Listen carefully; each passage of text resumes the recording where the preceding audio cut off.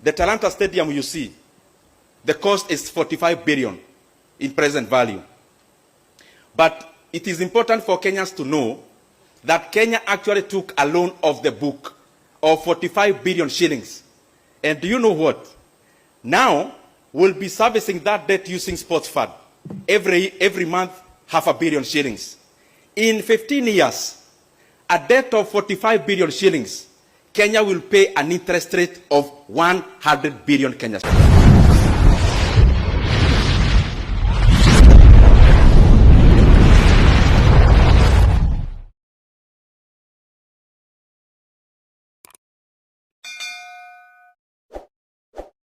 Imagine billions of taxpayers' money being lost every now and then. Allegations are made, headlines are made, investigations are carried out, but no one at the end is put to accountability. This has been happening for long, but the question remains, who benefits? There is this massive project in our country right now, that's the ATALANTA Stadium. The president visited the ground a few days before there was an alleged theft of 11 billion. Let's listen to him during that inspection.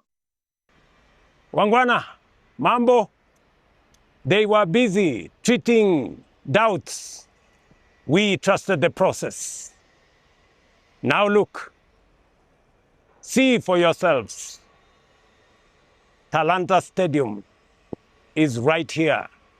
Hii ni noma sana. Mtapenda.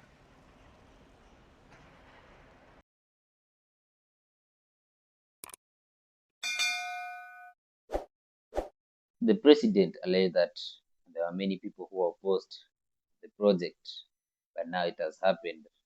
It's one of the projects that has given him name as the best president in the Kenyan history right now. But whoops, a few days later,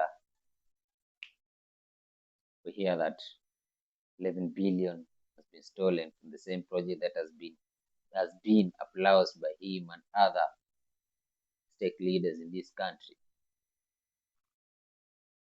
But before even this project, or before these allegations were made about the 11 billion being lost, we had Ndindi Nyoro warning us about each and every project that the government takes and each of the projects that gives the government names.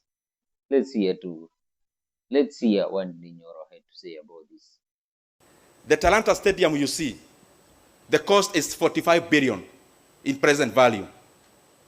But it is important for Kenyans to know that Kenya actually took a loan of the book of 45 billion shillings.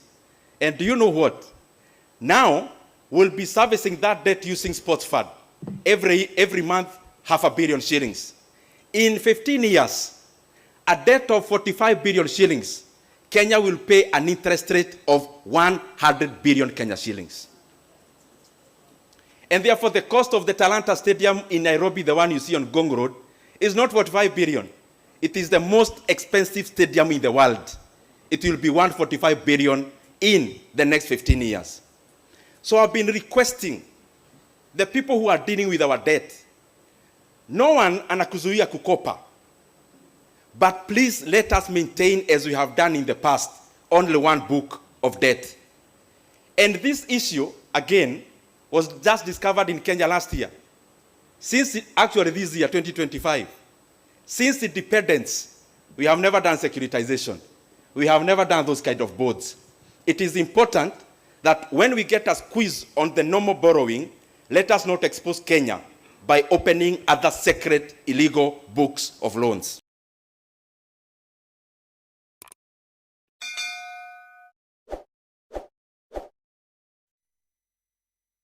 What's more astonishing from the revelation of Ndindi Nyoro is that even the Atalanta project is know that it's not only our tax, but they also had to take a loan for the completion of the football ground around near or along Ngong Road.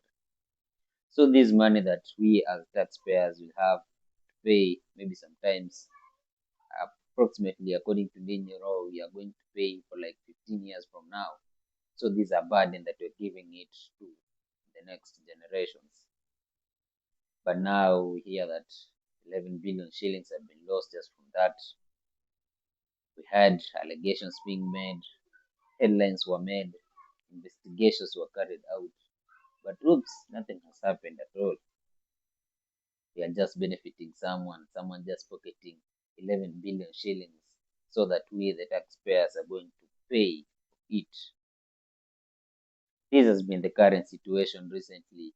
We have had scandals, big scandals, like the NYS scandals, in the health scandals, whereby the SHA money, approximately again 11 billion shillings, were lost.